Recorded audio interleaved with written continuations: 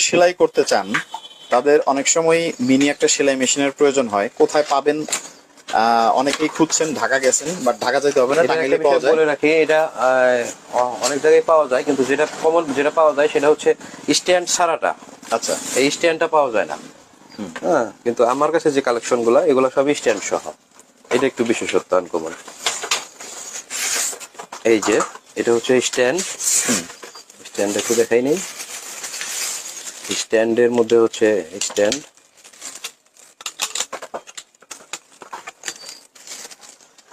এই হচ্ছে স্ট্যান্ড।